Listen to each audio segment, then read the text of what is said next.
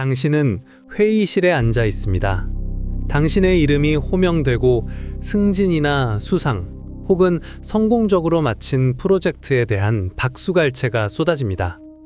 모두가 당신을 바라보며 미소 짓습니다. 그들은 고성취자 혹은 성공한 사람을 보고 있습니다. 하지만 당신은 사기꾼을 봅니다. 당신의 머릿속에 맴도는 것은 이것뿐입니다. 언제쯤 사람들이 알아챌까? 내가 사실 아무것도 모른다는 걸 언제쯤 깨닫게 될까? 당신은 그들 모두를 속여왔으며 이 환상이 깨지는 건 시간 문제라고 느낍니다.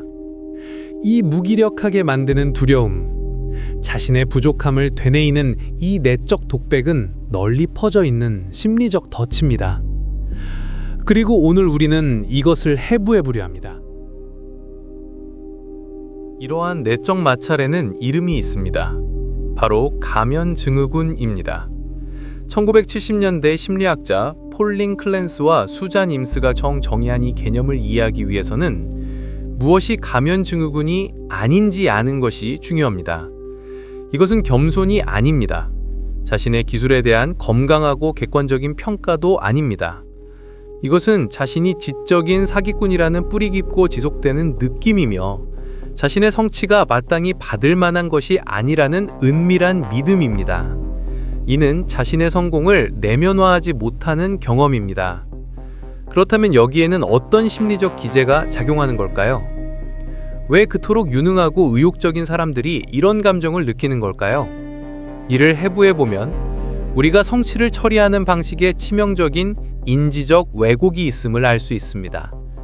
우리는 성공했을 때 그것을 외부 요인으로 돌립니다. 운이 좋았어. 타이밍이 완벽했어. 혹은 분명 채점을 후하게 했을 거야. 하지만 실패하거나 단순히 어려움을 겪을 때는 그 원인을 전적으로 내부의 결함으로 돌립니다. 이건 내가 똑똑하지 않다는 증거야. 내 한계에 부딪힌 거야. 이러한 패턴은 스탠퍼드 대학의 심리학자 캐럴 드웨기 정의한 개념인 고정 마인드셋에 뿌리를 두고 있습니다.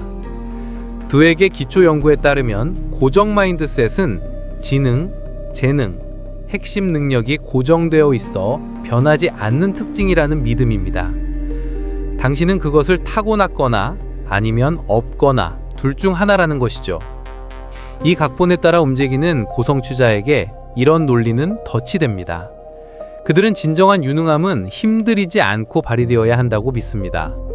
따라서 진정한 난관에, 즉 의미 있는 작업에는 필수적인 부분인 난관에 부딪히는 순간 그들의 내적 독백은 이건 어려운 문제야 라고 해석하지 않습니다.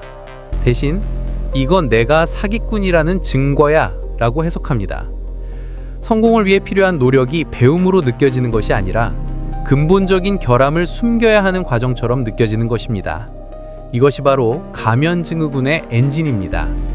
즉 외부적 성취와 어떤 형태의 고군분투라도 겪으면 그것은 무효라고 말하는 내부 각본 간의 충돌인 것입니다. 이 진단은 저에게 있어 단순히 이론적인 이야기가 아닙니다. 고정 마인드셋은 수년 동안 제 가면 증후군을 돌리는 엔진이었고 제가 진심으로 아끼는 일을 추구하는 것을 거의 멈추게 할 뻔했습니다. 주요 프로젝트를 런칭했던 때가 기억납니다. 외부에서 보기에 그 프로젝트는 성공의 모든 지표를 달성하고 있었습니다. 반응은 긍정적이었고 수치는 상승했으며 동료들은 축하를 건넸습니다.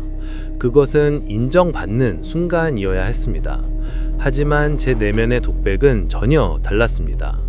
누군가 제 작업을 칭찬할 때면 제 첫 생각은 감사합니다가 아니었습니다. 이게 완전한 재앙이 될 뻔했다는 걸 당신이 알기나 한다면 이었습니다.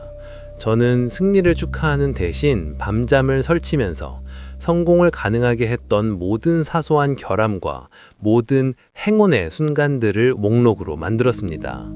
제 마음속에는 각본이 있었습니다. 저 긍정적 코멘트 그냥 예의상 하는 말이야. 그들은 그 이면을 못 보니까. 영상의 성과가 좋았을 때는요. 그건 요행이었어. 알고리즘 덕분이지. 다시 그렇게 하는 법 전혀 모르겠고 다음번에 그게 증명될 거야. 하지만 가장 잔인한 부분은 도전에 대한 반응이었습니다.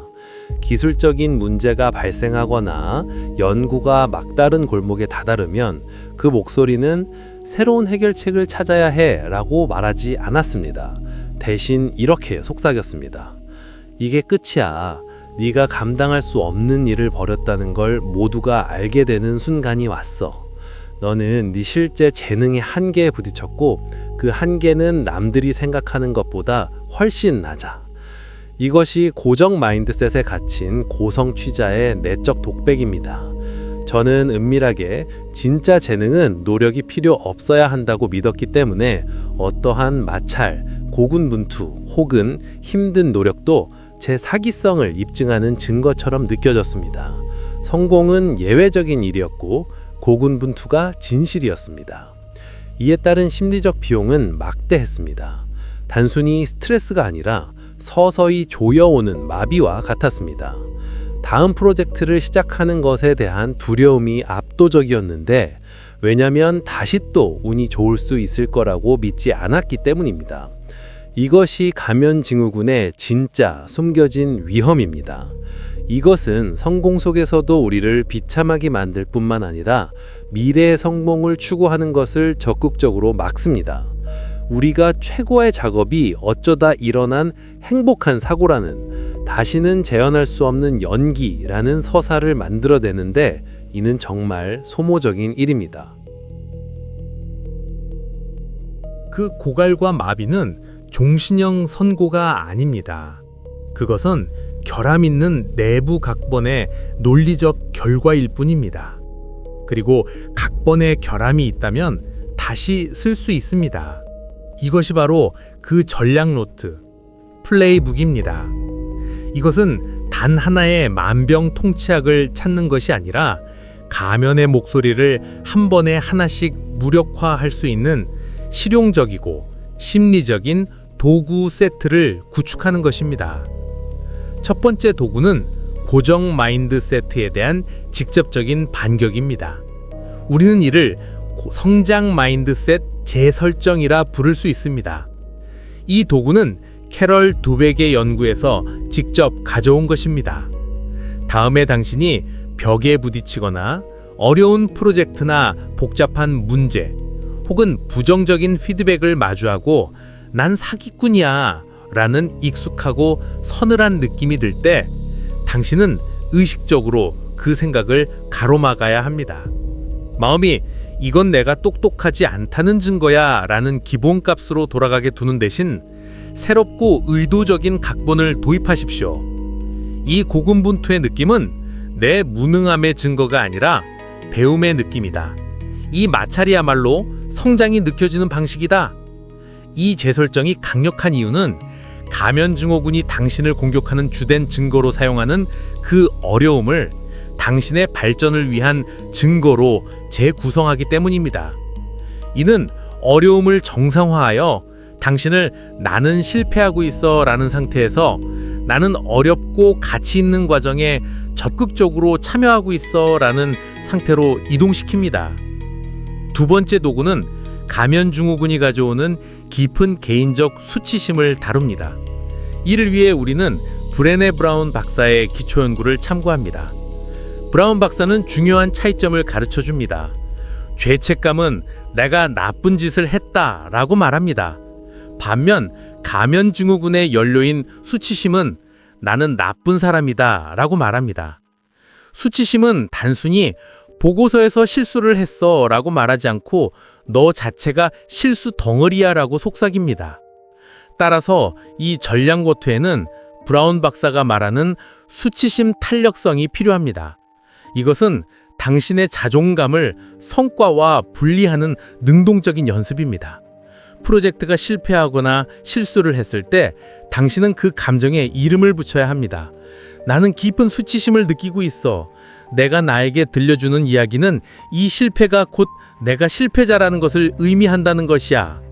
단순히 이름을 붙이는 것만으로도 당신은 자신과 그 감정의 폭풍 사이에 작지만 중요한 공간을 만들 수 있습니다. 그런 다음 진실을 다시 확인할 수 있습니다. 내 작업은 부족했어. 내 전략은 결함이 있었어.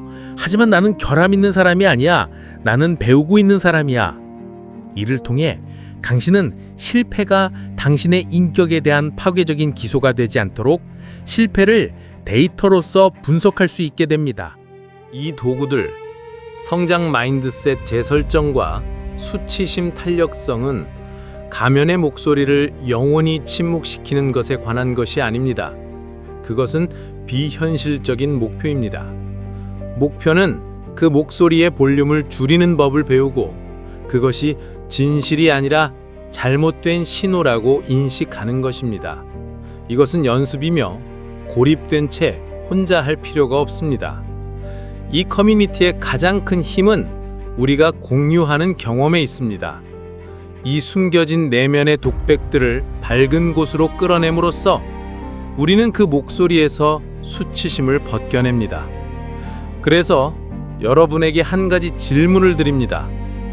당신의 가면 목소리가 가장 커지는 순간은 언제입니까?